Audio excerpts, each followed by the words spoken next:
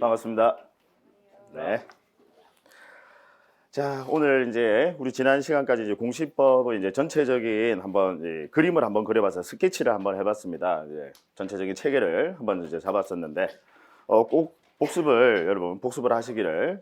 예습은 사실 필요 없어요. 제 과목은요. 예습은 뭐 필요 없고 복습을 하시기를 꼭 당부 말씀드립니다. 자.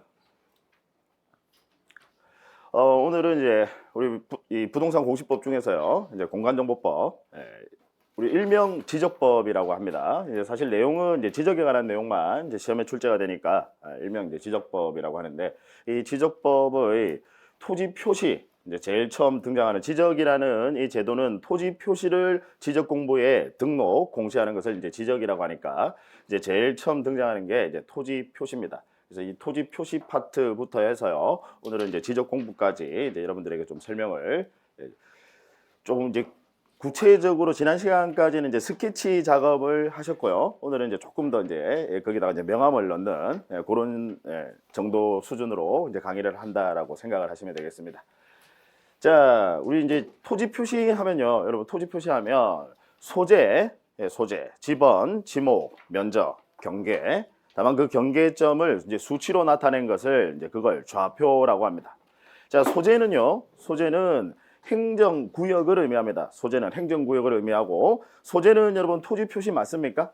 네, 맞아요. 소재는 토지 표시인데, 다만 이제 소재와 관련해서는요, 별도로 우리 시험에 출제가 되지는 않습니다. 소재와 관련해서 왜 여기를 뭐 강남구 뭐 역삼동으로 정하느냐, 그건 우리 공간정보법의 규율 대상이 아니에요. 그래서 여러분 소재는 그냥 토지 표시다라는 것만 알아두시면 되고, 이어서 이제 등장하는 게 지번입니다. 지번. 그래서 지번에 대해서 이제 조금 더 구체적으로 이제 설명을 드리겠습니다. 자, 물론 여러분들 이제 기본서에 다 있는 내용입니다. 다만 이제 기본서에 있는 내용 중에서 이제 여러분들이 이제 기초 과정에서 이제 보실 내용들만 제가 조금 이제 추려봤어요. 기초 과정에서는 이 정도 내용만 하시더라도 뭐 충분합니다. 자, 먼저 이제 지번에 대해서 이제 좀 설명을 드리면,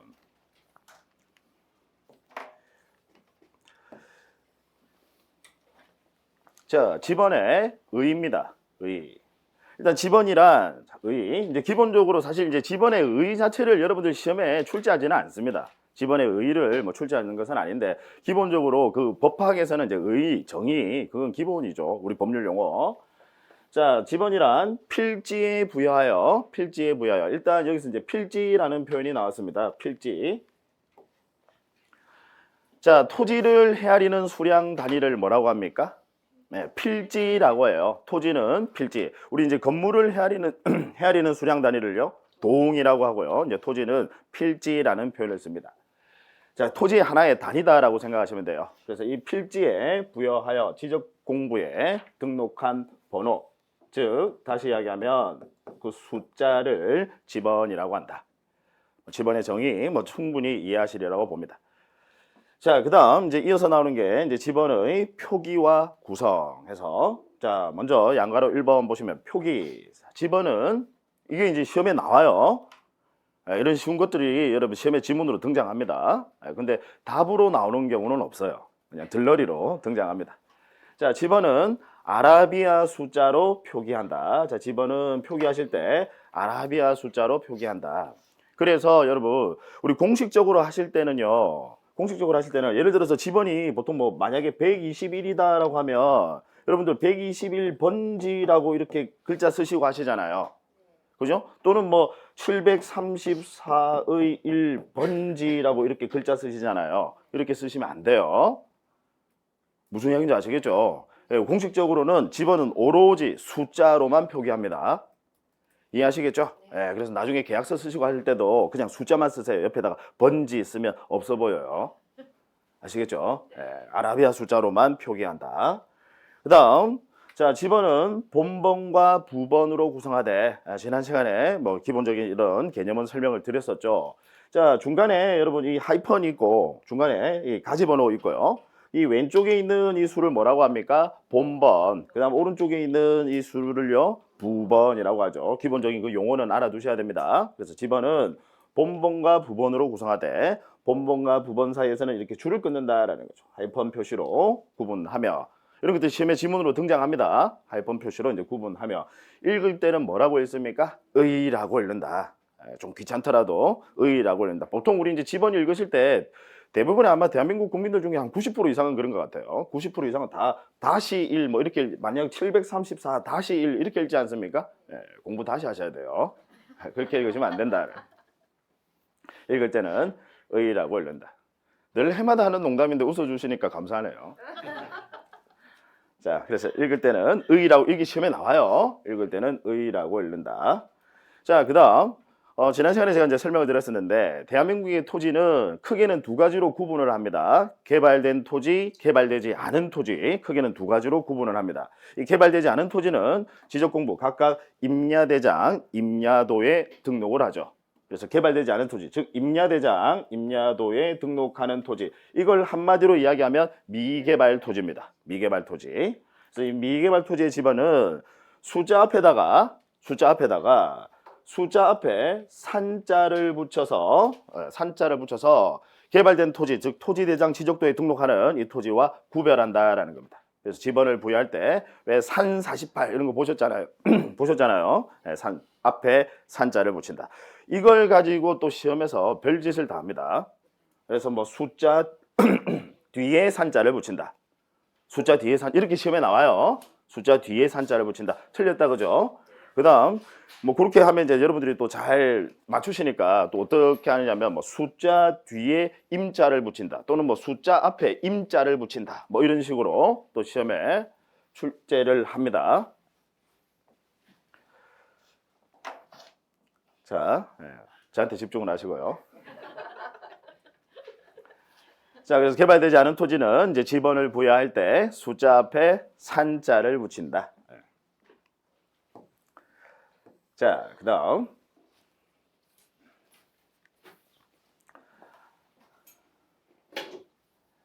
양가로 2번, 이제 지번의 구성. 자, 지번은 본번만으로 구성할 수 있다. OX, O. 조심하셔야 돼요. 여러분, 지번은 본번만으로 부여할 수 있습니다. 그걸 뭐라고 합니까? 단식 지번이라고 합니다. 용어 알아두세요.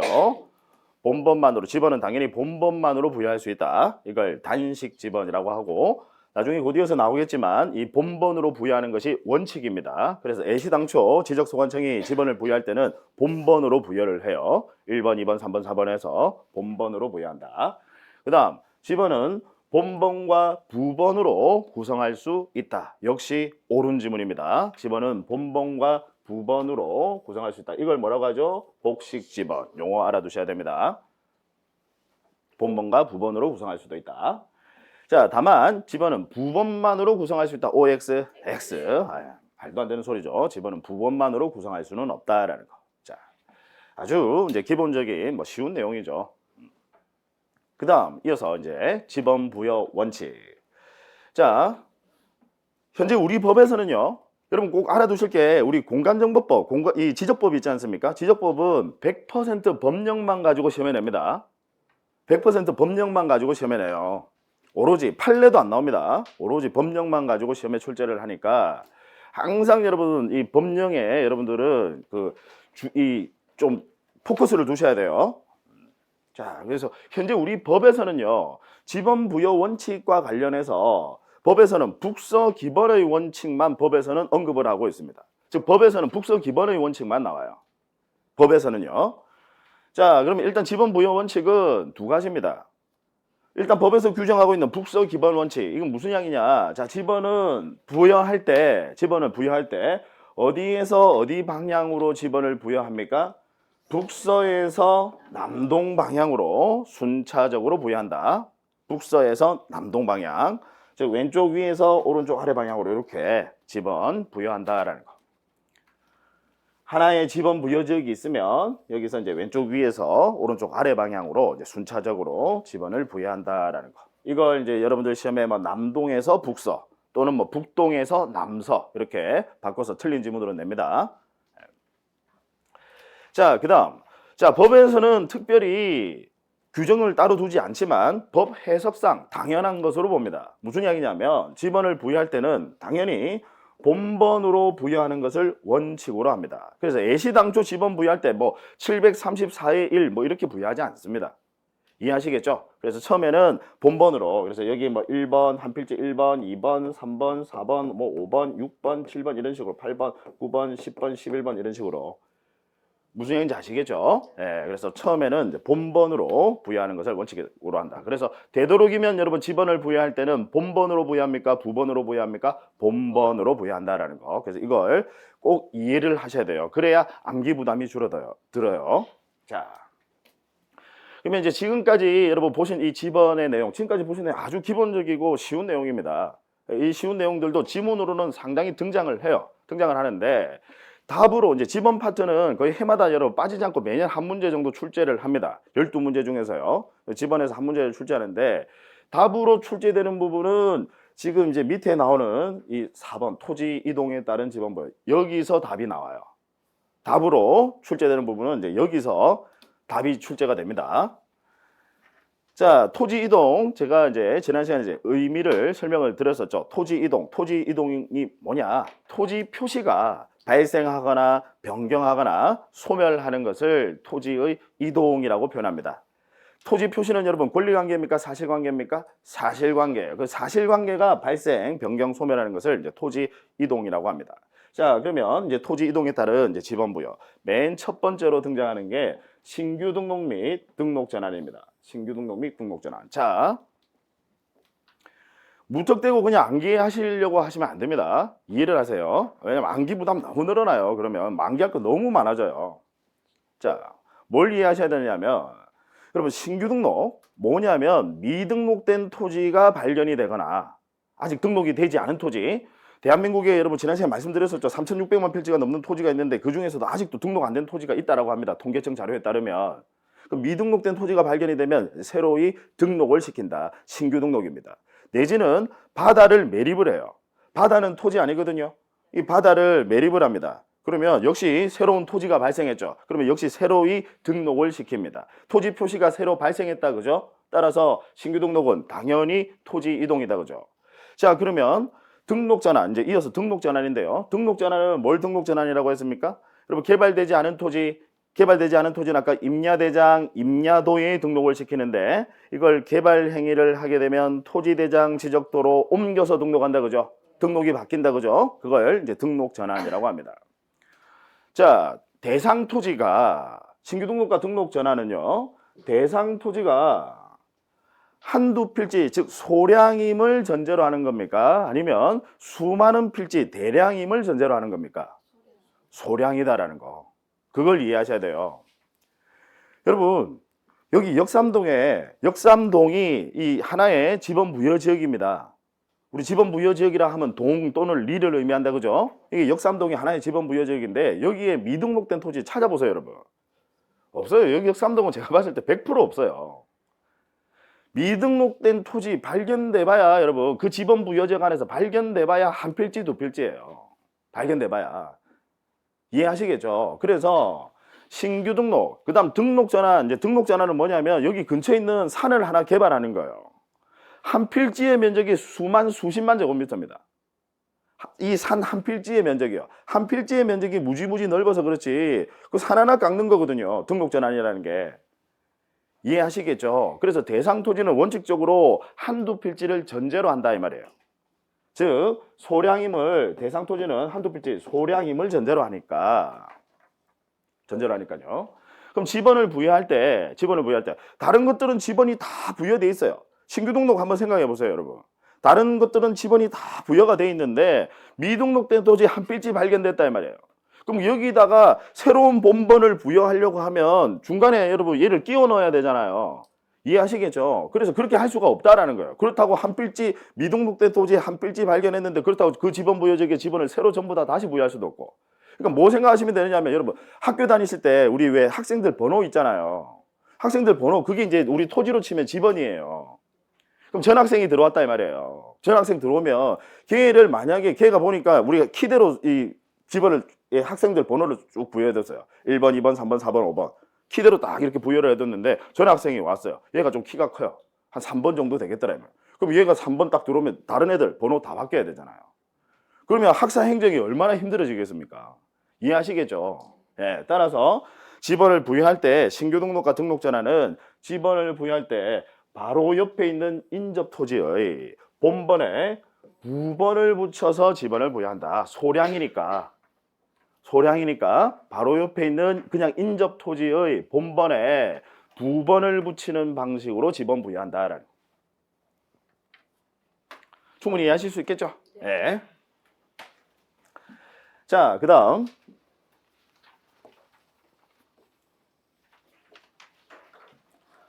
자, 분할 시의 지번 부여입니다. 분할. 나머지 여러분 예외에 해당하는 부분 지금 하실 필요 없어요. 일단 지금은 원칙만 잡고 가자고요. 자, 분할 시 지번 부여. 자, 분할의 경우에는 일단 내용부터 보세요. 분할의 경우에는 분할 후 필지 중 한 필지 지번은 분할 전 지번으로 그대로 부여해야 합니다. 한 필지 지번은 분할 전 지번으로 하고 나머지 필지 지번은 그 분할하는 그 토지의 지번이 있을 거 아닙니까? 그 본번의 최종 부번 다음 순번의 부번으로 부여한다. 자, 여러분 역시 분할하는 토지 대상 토지 분할을 하게 되면 여러분 필지 나와봐야 원칙적으로 한두 필지다, 그죠? 이해하시겠죠? 따라서 본번입니까? 부번입니까? 부번. 이해하시겠죠? 부번으로 부여한다. 자, 그러면 이제 분할을 한번 예를 들어 볼까요?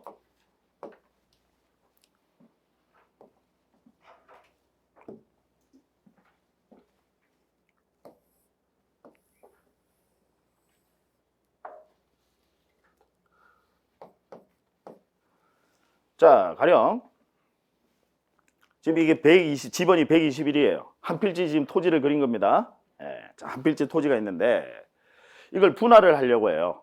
분할하려고 하는데 만약에 이제 여기에 건축물이 있어요. 건축물이 있으면 자, 우리 상식적으로 한번 생각을 해보자고. 법은 여러분 상식의 선을 크게 벗어나지 않습니다. 자, 건축물이 있으면 이 건축물을 걸리게 이렇게 가로질러서 토지를 분할할 수 있을까요? 안 돼요. 안 되는 게 원칙입니다. 물론 예외가 있긴 한데 지금 그것까지는 아실 필요 없고, 자, 일단 건축물이 있으면 원칙적으로 이렇게 걸리게 분할할 수는 없어요. 그래서 가령 이렇게 토지를 분할을 했어요. 분할을 하게 되면 아까 지금 분할을 할 때 이제 지번 부여 뭐라고 했습니까? 한 필지는 분할 전 지번을 그대로 써야 돼요. 한 필지는 분할 전 지번 그대로 써야 됩니다. 그러면 역시 우리 상식의 선에서 한번 생각을 해보자고요. 한 필지는 120일이 돼야 돼요. 건축물이 있는 토지를 120일로 하는 게 합리적이겠습니까? 아니면 건축물이 없는 토지를 120일로 하는 게 합리적이겠습니까? 있는 토지예요. 그래서 우리 법에서는 반드시 건축물이 있는 토지를 얘를 121로 지번 부여하래. 이 토지를. 지금 이해하시겠죠? 네. 자, 그러면 나머지 토지는 지금 이 분할 대상 토지 본번이 121이다, 그죠? 이 본번의 최종 부번 다음 순번의 부번. 그럼 현재 지금 부번이 있습니까? 없어요. 그럼 그 다음 순번의 부번이니까 여기는 121의 1이 되는 거예요. 네, 다시라고 읽으시면 안 돼요. 네, 의라고 읽는다. 네. 이해되시죠? 자, 그러면 이걸 다시 또 이 필지를 그럼 다시 또 분할을 해볼게요. 역시 건축물을 걸리게 분할할 수는 없으니까 이렇게 분할을 했어요. 그럼 한 필지는 분할 전 지번 그대로 부여해야 합니다. 그럼 얘가 당연히 121이 되겠죠. 그죠? 자, 그러면 나머지 필지는요. 이 분할하고자 하는 이 토지의 이 본번의 최종 부번 다음 순번의 부번입니다. 그럼 얘가 지금 분할하고자 하는 토지가 121이니까 최종 부번, 이 121의 최종 부번, 현재 몇 번이에요? 최종 부번 1이 있다, 그죠? 그 다음 순번의 부번이니까 뭐예요? 121의 2가 되겠다. 이해되시죠? 네. 자, 일단 이제 분할 요 정도. 그래서 분할의 경우에는 한 필지는 분할 전 지번 그대로 부여하시고요. 그 다음 나머지 필지는 그 본번의 최종 부번 다음 순번의 부번으로 부여한다. 분할. 어차피 한두 필지니까 소량. 자, 그 다음 합병입니다. 자, 합병의 경우에 일단 내용 보시면요.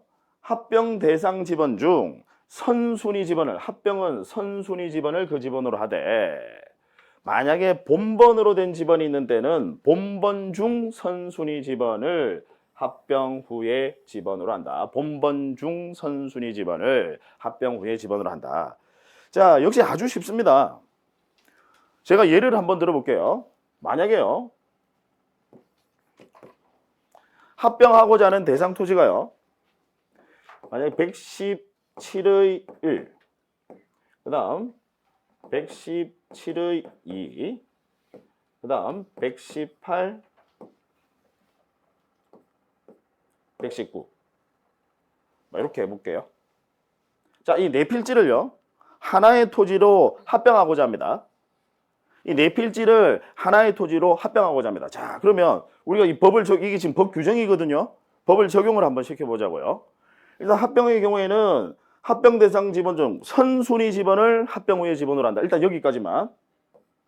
선순위 지번을 합병 후에 지번으로 한다. 자, 그러면 선순위 지번, 이 네 필지 중에서 여러분 선순위 지번은 뭡니까? 네, 그죠? 선순위 여부는 일단 본번 가지고 판단합니다. 그럼 117이 선순위예요? 118이 선순위예요? 당연히 117이 선순위다, 그죠? 그럼 본번이 같을 때는 이제 부번을 가지고 비교를 해요. 이해하시겠죠? 그러면 당연히 이 중에서 가장 선순위 지번은 뭡니까? 117의 1이 가장 선순위 지번입니다. 법 원칙에 따르면 117의 1인데 법에서 이어서 뭐라고 규정을 두고 있느냐면, 다만 본번으로 된 지번이 있는 때는, 다시 이야기하면 이 중에서 단식 지번이 있는 때는, 왜냐하면 법의 취지는 되도록이면 본번으로 부여하고자 하는 게 그 취지거든요. 이해하시겠죠? 그래서 이 중에서 단식 지번이 있을 때는 단식 지번 중에서 가장 선순위 지번을 합병 후에 지번으로 해야 된다. 따라서 이 중에서 단식 지번이 있다, 그죠? 그럼 단식 지번 중에서 가장 선순위 지번 뭐예요? 118. 따라서 이 118이 이 합병 후의 지번, 이 네 필지를 합병하게 되면 이제 118이 합병 후의 지번이 되겠다. 내용이 이해되시죠? 네. 자, 그 다음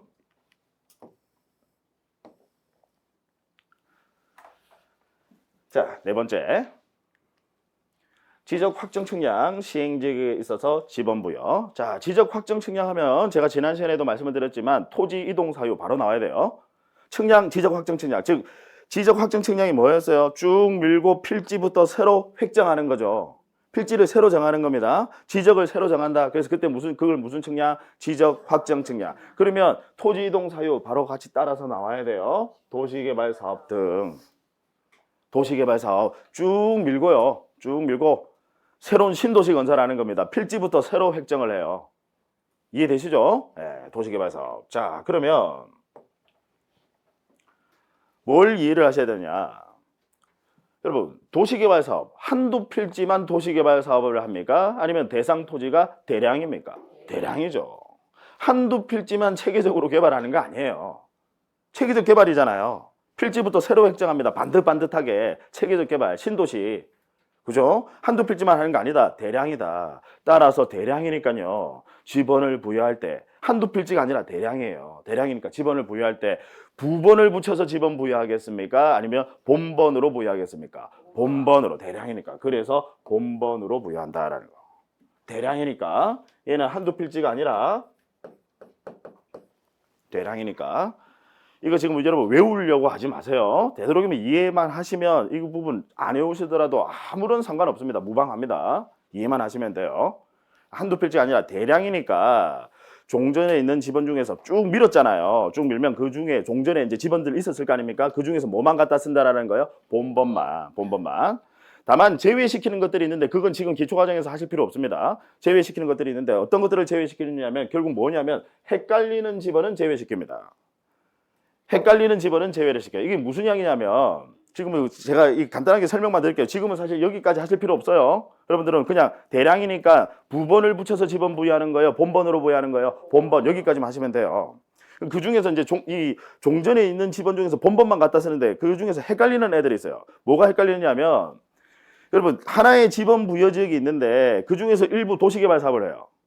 그 지번 부여 지역 전체를 여러분 도시개발 사업 하는 거 아닙니다. 그 중에서 일부를 이제 도시개발 사업이에요. 하나의 지번 부여 여러분 동 또는 리 있잖아요. 리. 왜 무슨 무슨 리? 무지무지 넓어요. 왜 무슨 리 있잖아요. 여러분 대한민국에서 가장 이 규모가 큰 시가 어딘지 아세요? 시나 군. 시군이 어딘 줄 아세요? 규모가 이 규모라는 게 면적, 인구 말고. 예전에 이제 제가 왜 이 말씀을 드리냐면 예전에 이제 스마트폰이 없던 시절에 친구들과 뭐 술을 마시다가 그때는 내기를 참 많이 했었어요. 서로 뭐 이야기하면 자기 말이 다 맞다는 거야. 근데 당장 확인을 해볼 수가 없잖아요. 그래서 참 그때 내기를 참 많이 했었는데 제가 기억나는 그 내기 했던 것 중에서 기억나는 게 어떤 친구가 그러더라고요. 부산광역시보다 서울특별시가 훨씬 더 크다라고 하더라고요. 뭐 상식적으로 생각해도 클 것 같아요. 서울특별시가. 그래서 거기까지는 이제 별 그게 없었는데 그 친구가 뭐라고 이야기하냐면 서울특별시가 우리나라에서 제일 면적이 큰 시다라고 하더라고요. 시군 중에서 서울특별시가 가장 크다라고 하더라고요. 그 친구가 그렇게 한 친구가 그렇게 이야기를 하는 거예요. 그러니까 옆에 있던 친구가 내가 강원도에서 군 생활을 했는데 강원도에 무슨 군 끝이 없더라는 거예요. 여기 가도 여기 무슨 군 여기 가도 무슨 계속 그 가도 그 군이 예를 들어서 강원도 가니까 홍천군 하니까 막 가도 홍천군인 거예요. 엄청 넓다라고 하면서 그리고 이제 그게 이제 서로 자기 주장이 맞다라고 하면서 이제 내기를 했었어요. 뭐가 면적이 넓은 줄 아세요? 우리나라에서 여러분 제일 면적이 넓은 시군이 어디냐면 시군 중에서 제일 면적이 넓은 데가 강원도 홍천군입니다. 예. 서울의 면적 규모 2.5배인가 그래요. 예. 엄청 넓습니다. 예. 시험에는 안 나와요. 예. 그럼 이제 그 군 안에 보면 읍이 있고 읍이 있고 면이 있단 말이에요. 그럼 그 안에 또 무슨 리가 있어요. 면적이 엄청 넓어요. 그 중에 일부는 이제 도시개발 사업을 합니다. 그럼 그 도시개발 사업을 하는 거기 있는 지번 중에서 본본만 갖다 쓰는 거잖아요. 근데 도시개발 사업에 바로 옆에 이제 제외된 그 도시개발 사업에서는 제외됐는데 지금 이해되시죠? 그럼 본본이 같은 본본이 있어요. 헷갈리잖아요. 이해하시겠죠? 그런 것들 제외시킨다 이 말이에요. 이해하시겠죠? 네, 나중에 이제 기본 과정 가면 또 이 부분 자세하게 제가 설명을 드릴 겁니다. 그때는 그림까지 그려가면서 자세하게 설명을 드릴 겁니다. 일단은 그 정도만 하시면 돼요. 헷갈리는 지번은 제외시키고 일단은 대량이니까 본번으로 부여한다. 자, 그 다음 지금 조금 전에 보셨던 이 지적 확정 측량 실시 지역의 지번 부여 방식을 준용하는 경우 준용이라는 말은 그대로 그 규정을 따른다라는 겁니다. 그 준용하는 경우가 세 가지가 있어요. 세 가지. 자, 물론 지금 이걸 뭐 여러분들 암기하실 필요까지는 없는데 가끔 이제 주문자 따서 그냥 지행축 이렇게 암기를 해두시면 얘는 독립해서 한 문제로 재작년에도 출제가 됐었습니다. 시험에 아주 지번 파트에서 아주 자주 출제가 되는 부분입니다. 지금은 이해를 하자고요. 일단 암기는 나중에 가면 절로 암기되니까 걱정하지 마시고. 자, 지번 부여제간의 지번 변경을 하는 경우, 지번 변경 거기 이제 지에다가 이제 동그라미 지번 변경을 하는 경우. 자, 제가 지난 시간에 이제 토지 이동 사유를 설명하면서 지번 변경에 대해서 설명을 좀 드렸습니다. 대강의 설명을 드렸어요. 자, 지번은 북서 기번의 원칙에 따라서 북서에서 남동 방향으로 순차적으로 본번 부여 원칙에 따라서 본번으로 부여를 해뒀어요. 그래서 1번, 2번, 3번, 4번. 여러분들 상식적으로 3번 옆에 4번 있으면 관리하기 쉽잖아요. 그렇게 부여를 해뒀는데 조금 전에 보셨던 특히 분할과 합병입니다. 분할을 하게 되면 지번이 막 생겨요. 그죠? 분할을 하게 되면 지번이 막 생깁니다. 합병을 하게 되면 있던 지번이 없어져 버려요. 아까 최선순위 지번을 본번 중에서 최선순위 지번을 합병 후에 지번으로 하거든요. 그럼 지번이 없어진단 말이에요. 그러면 나중 되면요. 지번이 무질서하게 배열이 돼버립니다. 그래서 1번 옆에 갑자기 100몇 번이 나오게 돼요. 이해되시죠? 그러면 지번 부여 취지 자체가 몰각이 돼버립니다. 효율적으로 관리하기 위해서 필지마다 순서대로 번호를 부여해뒀는데 얘들이 막 들쭉날쭉이더라 이 말이에요. 그러니까 지번 부여 취지가 몰각이 되니까 우리 지적소관청은 지번은 지적소관청이 부여를 합니다. 지적소관청 하면 지난 시간에 설명드렸죠. 구청장 생각하시면 돼요. 예, 이 지적소관청이 지번을 부여해뒀는데 그 취지가 몰각이 되니까 지번을 새로 부여합니다. 그 지번 부여직의 전부 또는 일부에 대해서 지번을 아예 새로 부여합니다. 그걸 뭐라고 합니까? 지번 변경. 지번을 새로 부여하는 겁니다. 그 밑에 나와요. 지번 새로 부여하는 거예요. 자, 그러면 한두 필지만 새로 부여하는 거예요? 대량이에요? 대량이죠. 이해되시죠? 대량이니까 한두 필지만 하는 게 아니라 대량이니까 그 지번 부여 지역의 전부에 대해서 지번 새로 부여하기도 합니다. 아예 1번, 2번, 3번, 4번 지번 변경은 사실 원칙적으로 한다면 전부에 대해서 지번 변경해버립니다. 그 지번 부여 지역 전체에 대해서요. 한두 필지가 아니라 대량이다, 그죠? 대량이니까 우리 조금 전에 보셨던 신규 등록 전환의 지번 부여 방식을 준용을 할까요? 걔는 소량이거든요. 그 방식을 준용을 할까요? 아니면 조금 전에 보셨던 지적 확정 측량 실시 지역의 지번 부여 방식을 준용할까요? 지적 확정 측량 실시 지역의 지번 부여 방식을 준용한다 이 말이죠. 대량이니까. 그다음 행정구역 개편. 행정구역 개편. 여기 행입니다. 자, 역시 이제 설명을 드렸었는데 행정구역 개편. 과거에 경기도 김포시가 서울특별시 강석으로 행정구역이 개편이 됐어요. 행정구역이 개편이 되면 소재 바뀐 거죠. 당연히 토지동입니다. 그 다음 지번은 어떻게 할까요? 김포시에서 쓰던 지번을 그대로 쓸 수 있습니까? 강서구, 서울특별시 강서구 그 지번을 그대로 쓸 수 있습니까? 없죠. 당연히 지번 새로 부여하셔야 됩니다. 자, 한두 필지만 행정구역을 개편을 해요? 대량이에요. 대량이죠. 대량이다. 그러니까 역시 조금 전에 보셨던 이 지적 확정 측량 실시 지역의 지번 부여 방식을 준용한다 이 말이죠. 즉 종전 지번 중에서 본번으로 부여, 대량이니까 본번으로 부여하는 이 방식을 그대로 준용한다 이 말이에요. 자, 그 다음 축적 변경.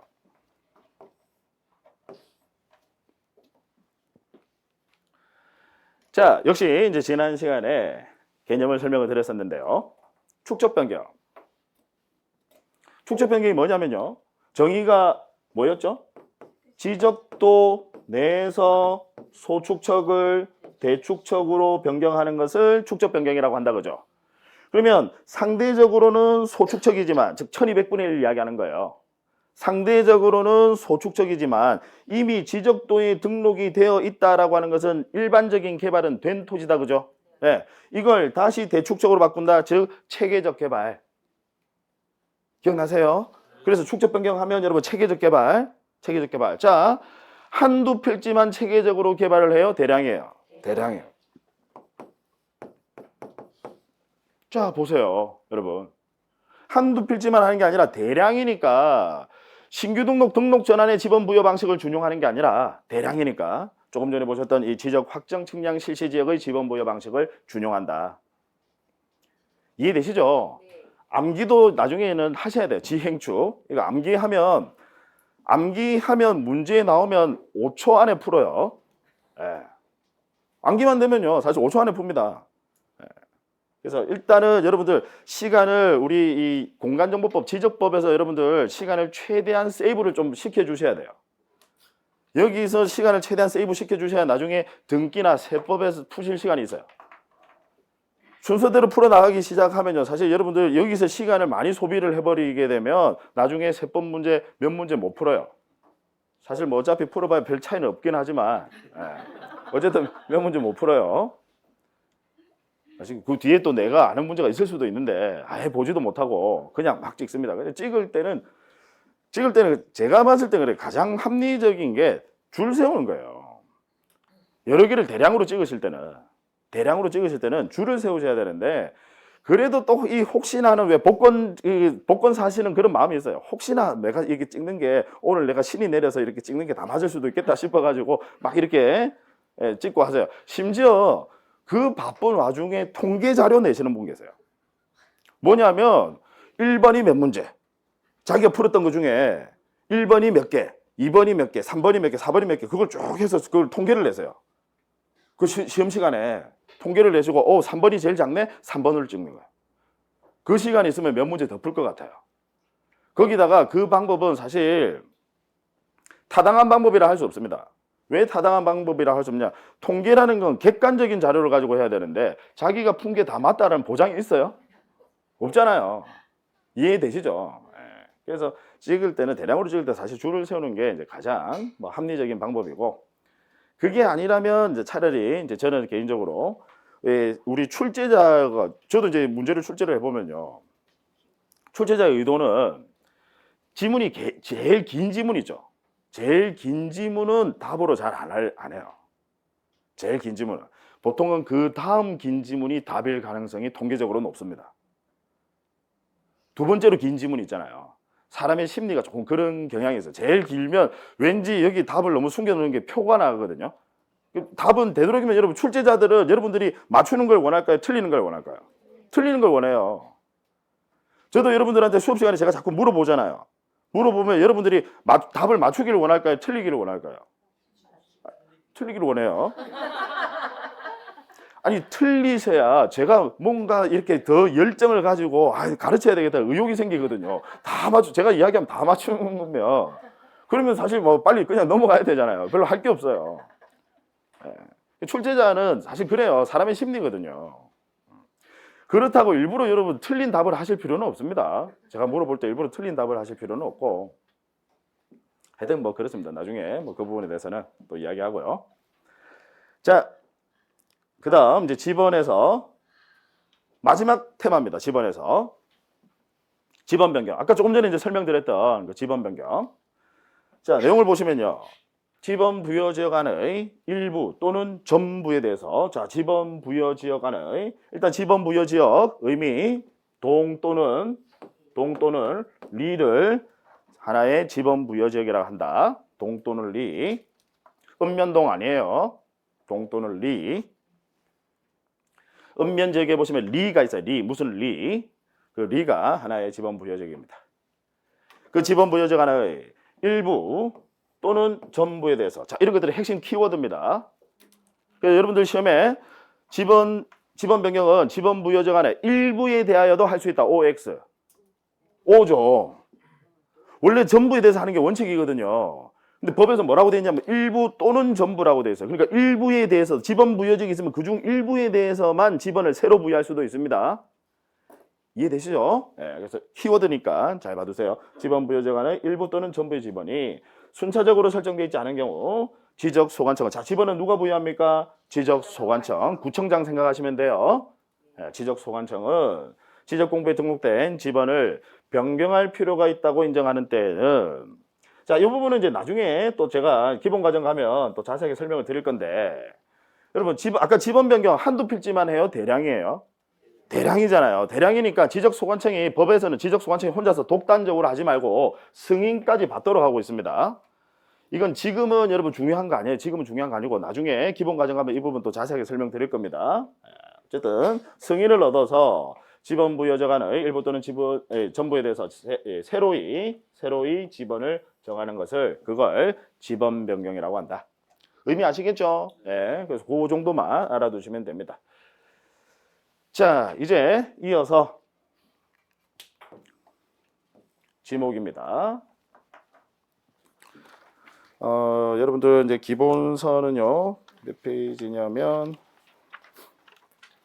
34페이지. 기본서는 이제 34페이지인데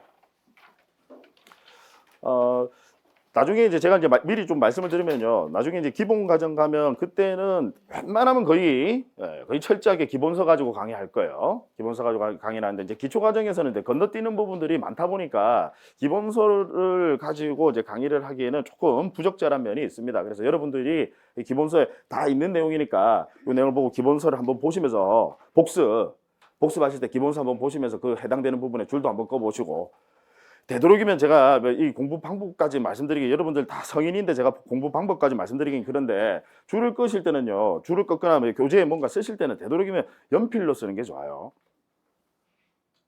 그 연필이라는 게 그 샤프도 당연히 샤프 펜슬도 포함입니다. 예. 어디 가서 또 갑자기 연필 사러 가고 깎고 하지 마시고 그렇게 하시는 게 좋아요. 되도록이면 그렇게 하시는 게 좋습니다. 왜냐하면 나중에 이제 여러분들 기본서 자꾸 이제 몇 회독 하게 되면 계속 쓰잖아요. 여러분들은 뭐 하면 계속 써요. 뭐 계속 쓰거든요. 그러면 이제 썼던 내용을 몇 번 더 써져요. 거기다가. 나중에 보면 그러면서 이제 스스로 막 자괴감도 느끼고 하더라고요. 보니까 써져 있는 거야. 자기가 또 썼어요. 새로 이제 다시 또 순환에 다시 도니까 또 써요. 그걸 보니까 있어. 그게. 그러면서 이제 막 자괴감도 들고 내가 전혀 기억이 안 나니까 뭐 그런 게 되는데 나중에 계속 쓰다 보면요. 이게 볼펜으로 쓰다 보면 주객이 전도돼 버립니다. 여기 교재에 있는 내용은 거의 보이지도 않고요. 쓴 것만 빽빽하게 있어요. 그러면 이게 눈에 잘 안 들어와요. 빨리빨리 못 보십니다. 나중 되면 여러분 이거 책을 빨리 이제 익숙해지면 책을 빨리빨리 보셔야 되잖아요. 그게 잘 안 돼요. 그래서 연필로 쓰시고 이제 자꾸 중복해서 되는 부분들은 이제 이것도 내가 잘 안다 이런 것들은 차라리 지워 나가셔야 돼요. 지우기 위해서 연필로 쓰라고 제가 뭐 줄을 끌 때도 마찬가지고 줄 다 끄다 보면요 나중에 줄 안 꺼진 게 오히려 없어요. 대부분 줄 다 껐단 말이에요. 그러니까 역시 또 주객이 전도돼 버립니다. 그 문제 때문에 그래서 좀 줄 건 부분도 필요하면 이제 이건 내가 잘 아니까 하면 지우기도 하시고 하셔야 되니까 사랑만 연필로 쓰는 건 아닙니다.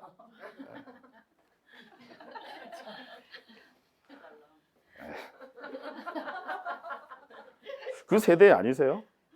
네, 맞으실 것 같은데 지금 이해 못 하시는 분들 계세요. 지금 여기서 지금 제가 그 사랑만 연필로 쓰는 거 아닙니다. 이 농담을 지금 이해 못 하시는 지금 상당수의 지금 분들이 저 사람 뭐라고 이야기하지 하면서 옛날 그 전용록 씨라는 그 가수 이제 노래입니다. 자, 이제 지목 설정 원칙. 먼저 지목을 설정하실 때는 한 필지는 지목이 하나여야 한다. 그래서 이걸 일필일목 원칙이라고 합니다. 일필일목 원칙. 한 필지는 지목이 반드시 하나여야 한다. 그 다음 이제 주지목 추종의 원칙.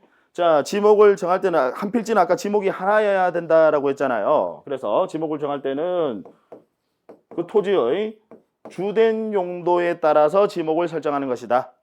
주된 용도에 따라서. 그래서 토지의 대부분을 만약에 반농사를 한다. 그러면 그냥 그 토지 한 필지 전체가 지목이 전이다 이 말이에요. 이해되시죠? 그래서 주지목 추종의 원칙.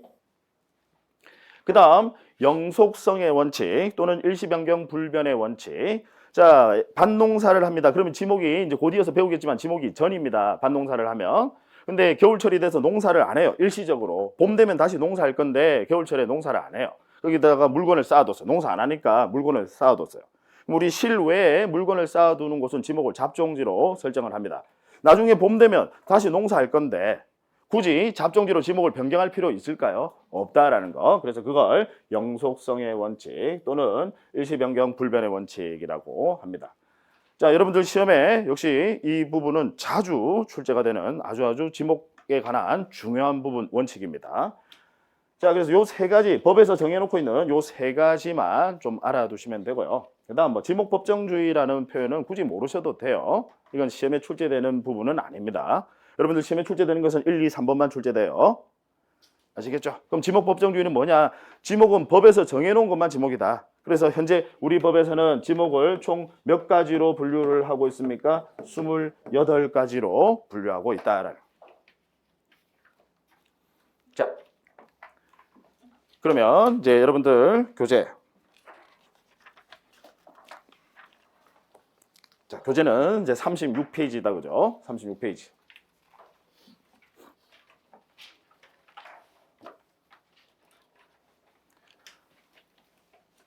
자, 요 부분에서 시험에 한 문제 나와요. 이 부분에서 빠지지 않고 한 문제가 출제됩니다. 올해 30회 시험에서도 지목 파트에서 두 문제가 나왔습니다. 29회 때가 한 문제가 나왔고 그 28회 때가 또 두 문제가 나왔고요. 보통 한 두 문제 정도 내지는 한 문제 이 부분에서 꼭 출제를 합니다. 지목. 그럼 여기서는 안 빠져요. 자, 아까 총 몇 가지로 구분한다라고 했죠? 28가지로 구분을 합니다. 그래서 그 중에서 이제 첫 번째로 등장하는 게 전입니다. 전. 자, 핵심 키워드. 제가 여기 굵은 글씨로 되어 있는 부분, 이 부분 핵심 키워드예요. 이거 핵심 모르면 엉뚱한 거 가지고 막 줄 긋고 외우고 해요. 자, 내용 잘 봅니다. 전. 물을 상시적으로 이용하지 아니하고, 이게 핵심입니다. 물을 상시적으로 이용하는 것은 아니다. 그 다음, 식물을 주로 재배하는 토지. 식물을, 동물이 아니라 식물을 주로 재배하는 토지.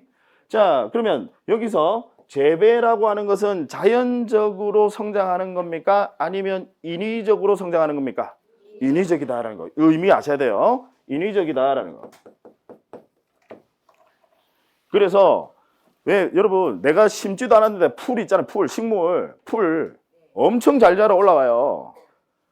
그거 전 아닙니다. 무슨 양인지 아시겠죠? 재배하는 거 아니다 이 말이에요. 그러니까 핵심 키워드를 아셔야 됩니다. 재배, 식물을 주로 재배하는 토지, 인위적인 거 아니다. 재배하는 토지. 그 다음 물을 상시적으로 이용하지 않고. 이거 포인트 또 못 잡으신 분은 곡물, 원예작물, 약초, 뽕나무 이거 줄 거고 이거 외우고 있어요. 보세요 여러분. 등입니다.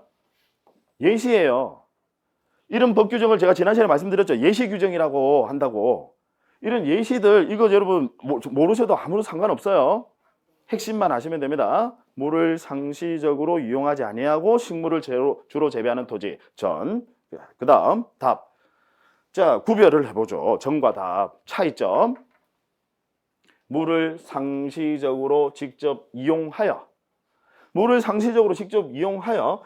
역시 벼, 연, 미나리, 왕골 외우시는 거 아니에요. 네, 이거 외우시는 거 아니고. 식물을 주로 재배하는 토지. 여러분 왜 미나리 있잖아요. 미나리 밭농사 많이 합니다. 여러분들이 이 시골을 잘 모르시니까 나중에 뭐 시골 생활이 좀 궁금하시거나 하면 저를 찾아오시기 바랍니다. 아시잖아요 제가 농사꾼인 거. 그래서 얼굴이 시커매요. 자, 물을 상시적으로 직접 이용하여. 미나리 여러분 예를 들어 물을 상시적으로 이용하지 않고 미나리를 재배해요. 그러면 전입니다. 물을 상시적으로 이용하지 않고 미나리 밭농사도 한다고요.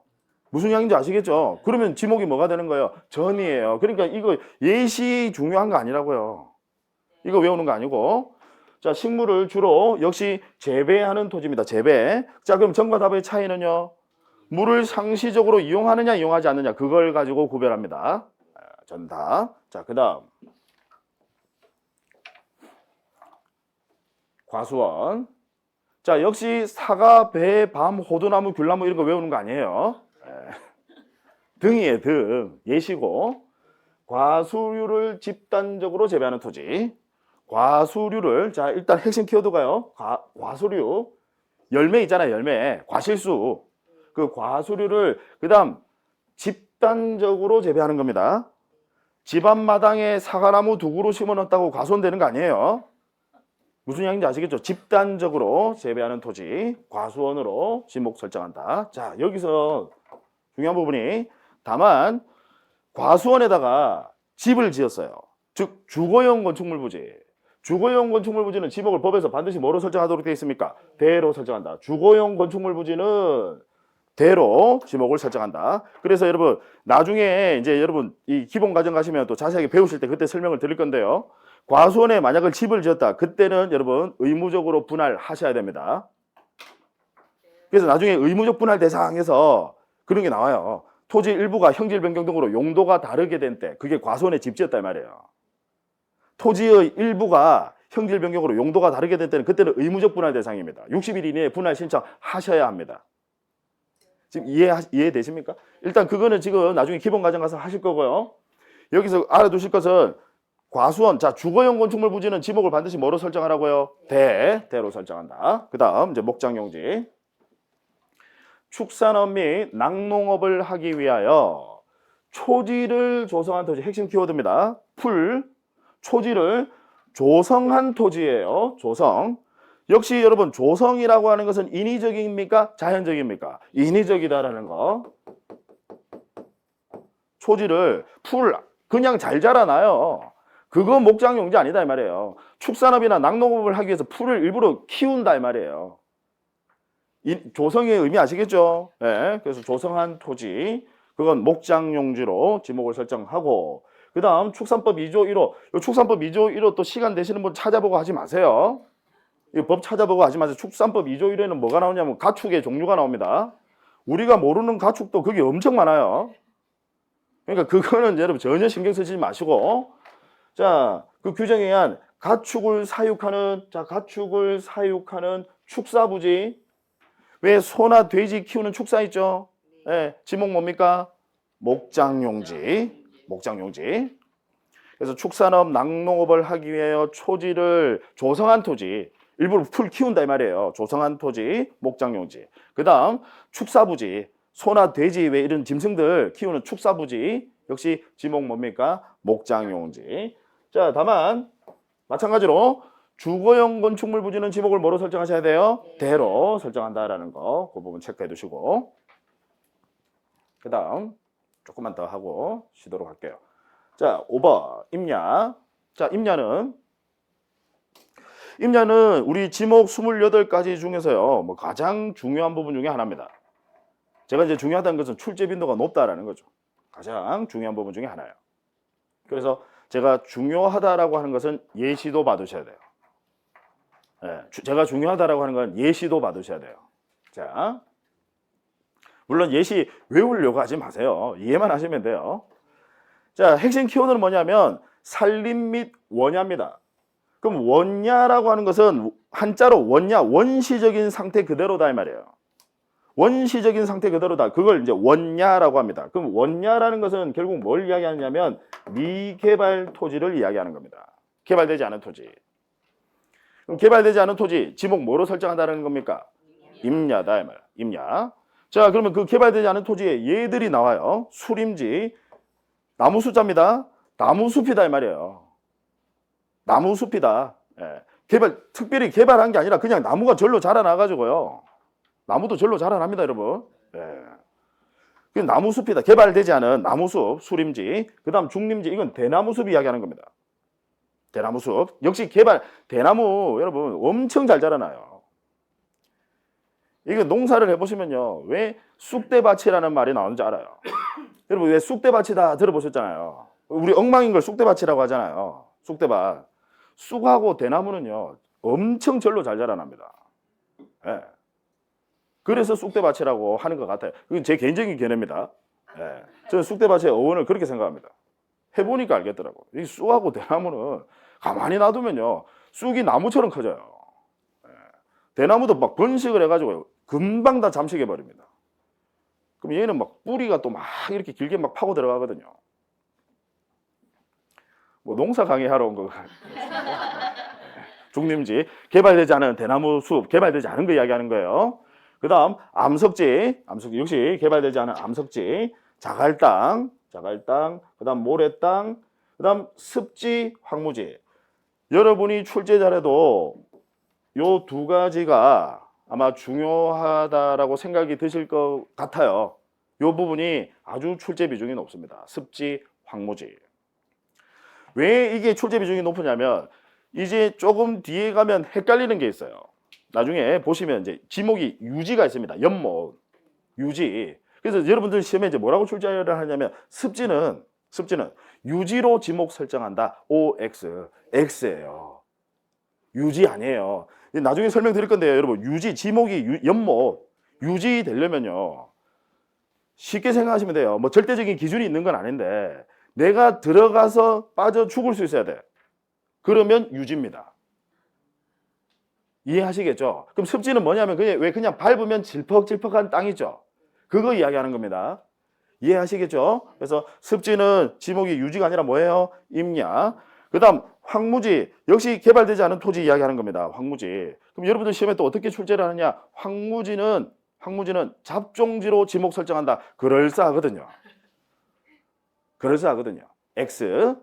황무지, 역시 개발되지 않은 토지니까 지목을 뭐로 설정한다고요? 임야로 설정한다. 그 다음 광천지. 자, 지하에서 온수, 약수, 석유류 등이 용출되는 온수나 약수, 석유류, 이거 암기하실 필요 없고요. 용출되는 용출구, 뿜어져 나오는 거. 그러니까 한마디로 얘기하면 석유류 등이 뿜어져 나오는 거, 용출구, 뿜어져 나오는 거, 그걸 여러분 지목을 뭐로 설정한다는 겁니까? 광천지로 한다. 따라서 온수, 약수, 석유류 등을 일정한 장소로 운송하는 송수관, 송류관, 저장시설 부지는 광천지에서 제외한다. 이동하는 관 말고요. 이동하는 관이 있는 토지 말고, 이해되시죠? 용출구 뿜어져 나오는 거죠. 그걸 지목을 뭐로 설정한다는 겁니까? 광천지로 지목 설정한다. 그 다음 7번 염전. 자, 바닷물을 끌어들여 소금을 채취하기 위하여, 핵심 키워드입니다. 소금을 채취하기 위하여. 역시 조성된 토지, 역시 조성된 토지 인위적이다 이 말이에요. 소금 채취를 위하여 조성된 토지, 이에 접속된 제염장 등 부속시설 부지는 염전으로 한다. 다만 천일제염 방식에 의하지 아니하고, 자, 천일제염이라는 표현이 나왔는데, 천일제염은 이제 뭐냐면 바닷물이 들어오면요, 바닷물을 다 가두는 거예요. 바닷물을 딱 가둡니다. 가둬가지고 햇볕에 말려서 소금을 채취하는 거예요. 그걸 천일, 이게 해 일자입니다. 그 날일자예요. 해에 의미하는 거예요. 태양. 예.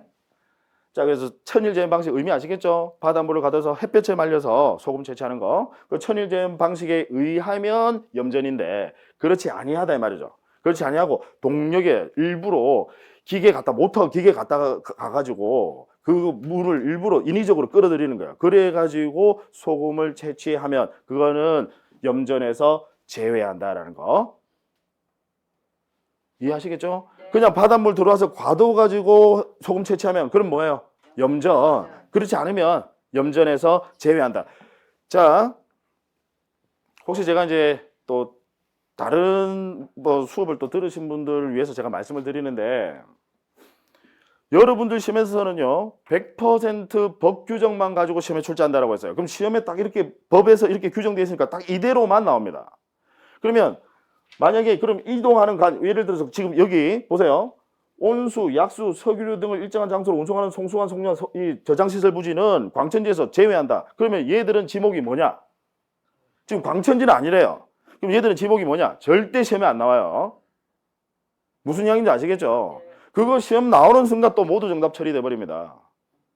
근데 이제 가끔씩 보면 이제 이거 지목이 뭐냐 해서 뭐 교재에도 보면 적어 놓고 그걸 가지고 우리 수험생들을 공부하게끔 하고 모의고사도 출제하고 하는데 시험에 안 나와요. 아시겠죠? 왜냐하면 이동하는 관은 어디에 묻혀 있느냐에 따라서 달라요, 지목이. 예를 들어 이동하는 관이 거기 만약에 도로에 묻혀 있다. 도로에 묻혀 있다 하면 자, 주지목 추정의 원칙에 따라서 그냥 도로가 되는 겁니다. 무슨 이야기인지 아시겠죠? 우리 관들 보면 도로에 많이 묻혀 있어요. 그 다음 그게 별도로 예를 들어 수도용지에 묻혀 있다. 그러면 주지목 추정의 원칙에 따라서 수도용지가 되는 겁니다. 이해되시죠? 예, 그러니까 절대로 그렇게 시험에 안 나와요. 제외한다라는 것만. 염전도 마찬가지입니다. 공장시설 들어오면 물론 공장용지가 될 가능성이 높아요. 공장용지가 될 가능성이 높지만 여러분들 그렇게 시험에 안 나오니까 그냥 얘들은 염전에서 제외한다. 즉 천일제염 방식에 의하면 염전이고 그렇지 않으면 염전에서 제외한다라는 거. 되시죠? 예, 여기까지 하고 잠시 쉬었다가 이어서 하도록 하겠습니다.